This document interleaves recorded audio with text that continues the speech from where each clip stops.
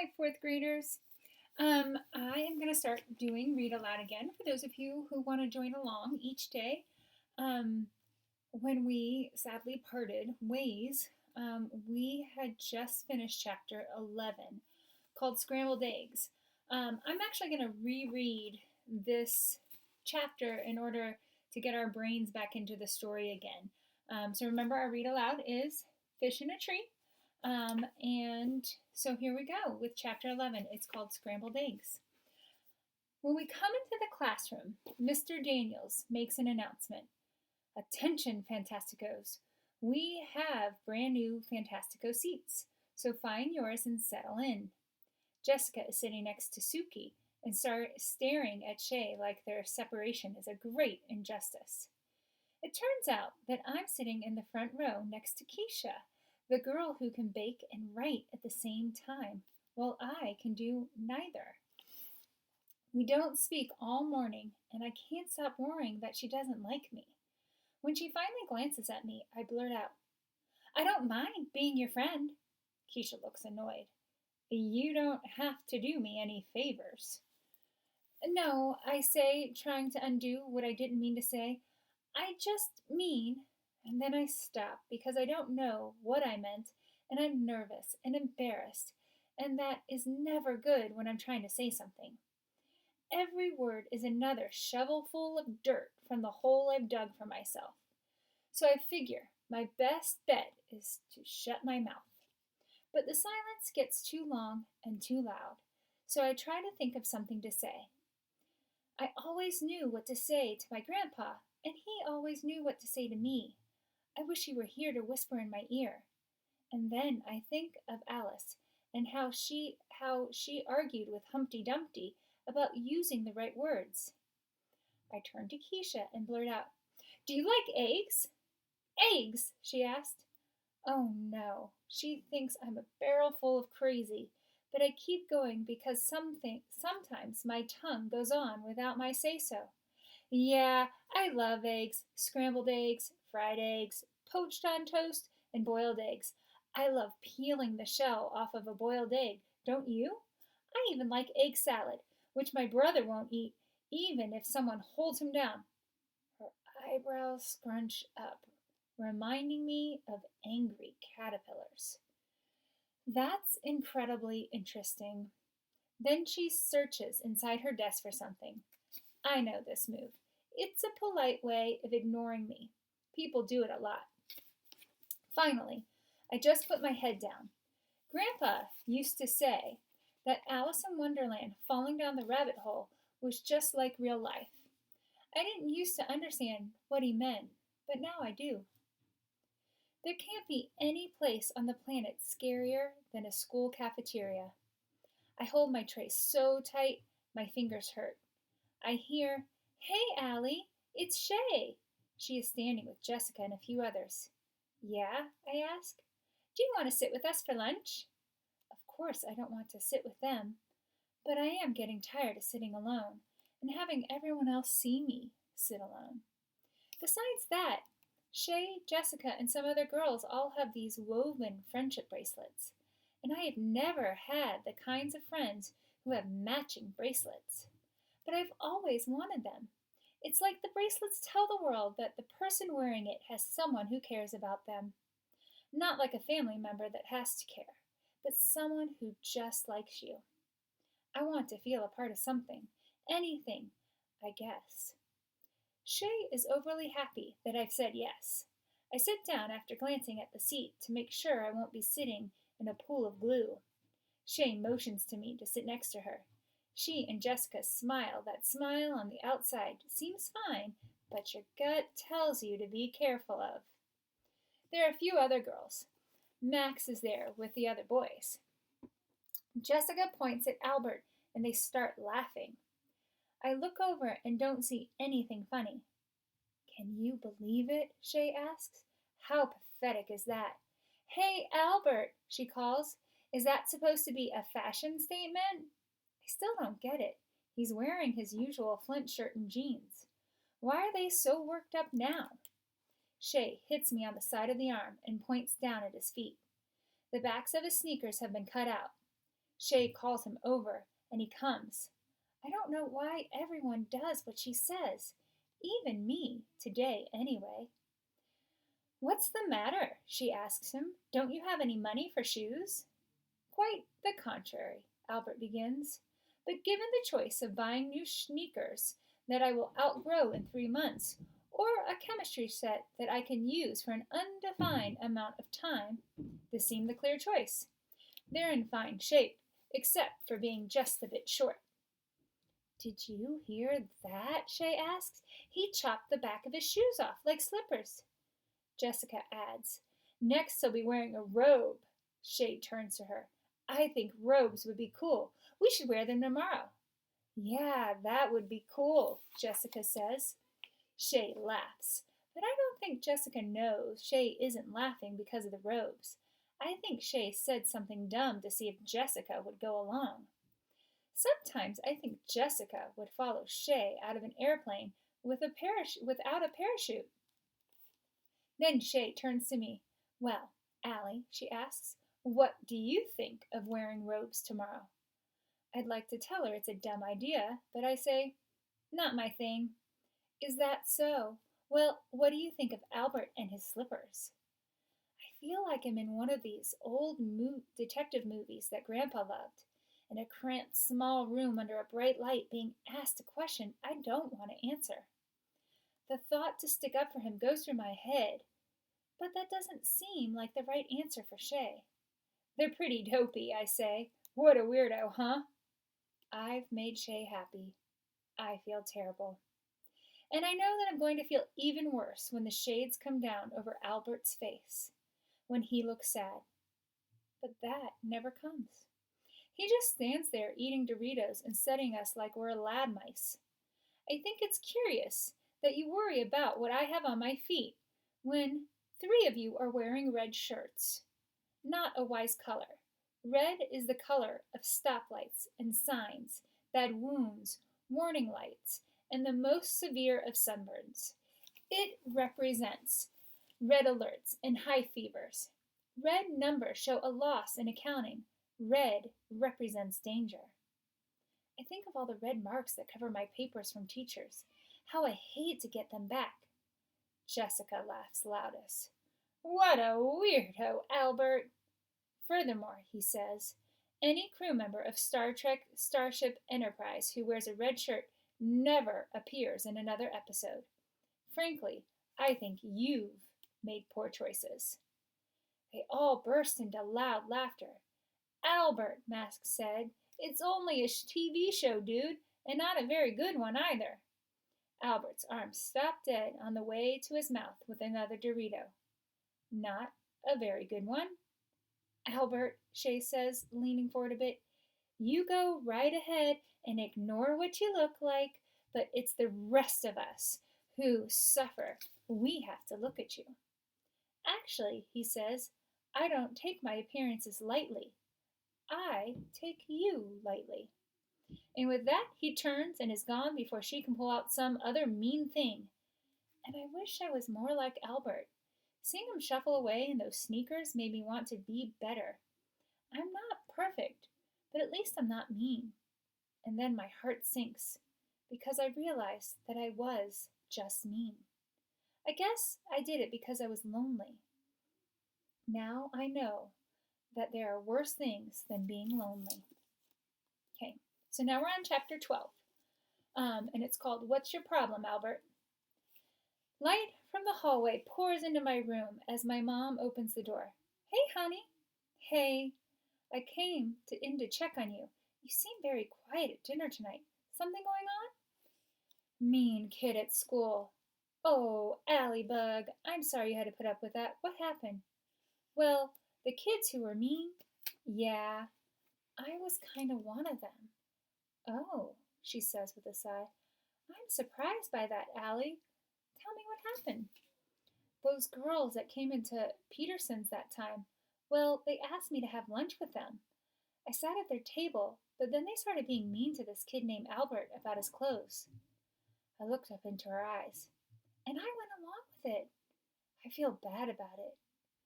My mom brushes my forehead with her fingertips. You're not a little girl anymore, Allie, so it's not too soon to decide what kind of person you want to be. Of course, I know what kind of person you are, and I love you for it. She kisses me on the forehead. You made a mistake. Everyone does. Just do your best to make it right. That's all. The words I'm sorry are powerful ones. Yeah, okay.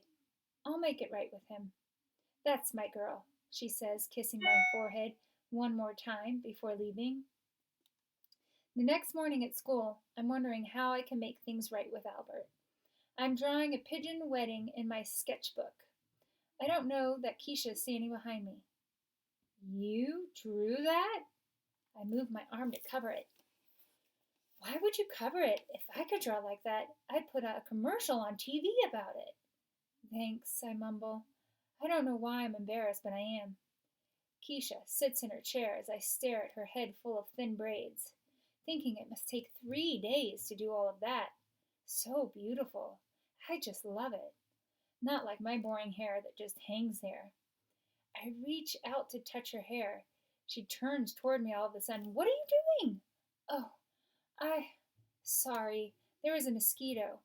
Sometimes I cannot believe the things I do. It's like my brain has its own brain. Keisha says. Just then, Albert walks in and he looks upset. I want to be able to tell my mom that I made things right with him, so I go over. Albert, are you okay? I ask, wondering if he'll tell me to strap myself to a rocket and light the fuse. I have a problem. I'm sorry about the cafeteria thing, I blurt out.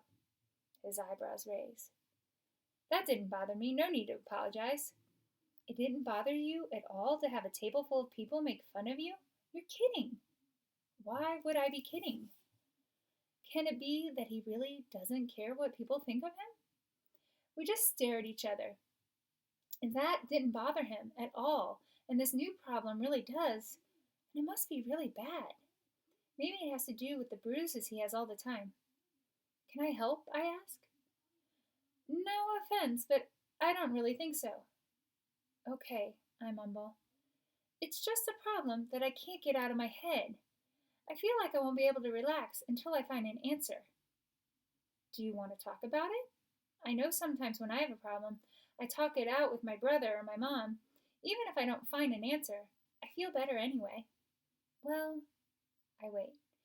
I've just been wondering if an insect is flying inside a moving train car, is it traveling faster than the train itself? And if the insect flies in the opposite direction that the train is moving in, is it then traveling more slowly than the train? Obviously, if the fly is on the wall, it is moving at the same speed, as long as it isn't walking. But the movement within movement is a puzzle to me. Oh. He turns to me, a little intense. You can see the problem here. He doesn't ask, he just tells. I know he doesn't really think I can help. Who knows if I could possibly figure out the science part of what he's talking about. But my mind shows me that the insect in the train car. It's a dragonfly with brilliant greenish blue wings and tiny goggles over its eyes. The car is old with dark wood walls and a dark green curtains, like from Grandpa's westerns. And the people have old-fashioned clothes. I see them like they're with me now. Some of the men are sleeping. One is waving the dragonfly off with a newspaper, not even noticing its tiny goggles. Ladies with the most beautiful dresses sit there too. And I see a girl who is with her mother. And her mother keeps asking the girl if she's enjoying the ride. And the girl keeps saying yes, being sure to have a happy sounding voice. I don't know everything about that girl, but I do know that she has a lot more to worry about than an insect on a train. She doesn't fit in. She's all dressed up in fancy clothes and has to pretend to be someone she's not. She wants to muck around, help build fences. She wants to ride a horse the real way, not side saddle, like her mother insists. When I come back from my mime movie, Albert has already walked away, but I don't care. I can't help thinking about the girl on the train and how she feels, like she wants to do much So much, but she's held back, and it makes her feel heavy and angry, like she's dragging a concrete block around all the time. I'd like to help her break free from that. Chapter 13. Trouble with Flowers. It's the night of the holiday concert. When we sing about Santa and dreidels and Kwanzaa, the best part is getting a new dress. I stand in front of a mirror looking at my dress and my first shoes with the heels on them, thinking about the shopping day I had with my mom. We even went to A.C. Peterson's for lunch. I like how she stayed with me in a booth instead of having to go wait on other people. I love to sing, but I don't like our music teacher, Mrs. Muldoon. Max calls her Minefield Muldoon because you never can tell when she'll blow up over something. Oliver calls her that too, but he acts it out by leaping into the air and yelling, Muldoon! As he lands on the floor and rolls. He doesn't stop though. He goes from a roll right to his feet again, like a cat in a cartoon. Shay is making fun of Albert because his clothes don't fit. What's with the pants, Albert? She says. Did you get that outfit in third grade? Keisha whips around fast. Why do you always try to pull people down? She asks. Because some people deserve it. That's why, Shay answers. Deserve to be pulled down? Really? Keisha asks. Albert straightens his tie, which is the only part of his outfit that fits. He's even wearing his sneakers with the backs cut out. You know, he says. Logically, if a person was to pull another down, it would mean that he or she is already below that person. Keisha lets out a laugh so loud that Mrs. Muldoon shoots her a look. Keisha covers her mouth and tries to squelch the sound. That is perfect, Albert. Man, you really are a smart dude. She turns to Shay. You, on the other hand, are so low you could play tennis against a curb. Shay's eyes narrow, but before she can say anything, Mrs. Muldoon appears and tells us to line up. For the spring concert last year, before I had a growth spurt, I had to stand in the front row. I liked when Travis called me a dime among pennies. But this year, I get to stand toward the back of the line with the taller kids, right next to Keisha. I look over at her. I love how she stuck up for Albert. She had the guts that I didn't in the cafeteria. I wish I could be braver. We all stand, waiting to file into this auditorium. Oh, Mrs. Muldoon, I love your dress, Shay says. Mrs. Muldoon lights up like a bulb. Why, thank you, Shay. Your parents have raised such a nice young lady. Oh, thank you very much, Mrs. Muldoon, Shay smiles. But when she turns away toward Jessica, she rolls her eyes and she keeps glaring at Keisha. I decide I won't think about how mad she makes me, and I'll think instead about how all the girls get to carry a bouquet of flowers. That's the good news. The bad news is that they have been donated by Jessica's father, the florist. It's nice of him, but Jessica hasn't stopped bragging about it. Mrs. Muldoon walks down the line, handing out the most beautiful bouquets I have ever seen, like the ones that brides carry. Dark red ribbons that wind around the stems like a barbershop light pole. Ribbons dangle from the bottom, too. She hands my bunch to me, and I smile, thinking of how much my mom will love to see me with them. Keisha leans in to smell them and runs her fingers over the top of the flowers. Then one of the white buds falls off and bounces off the top of her shiny black shoe. Mrs. Muldoon is there in a second. What do you think you're doing?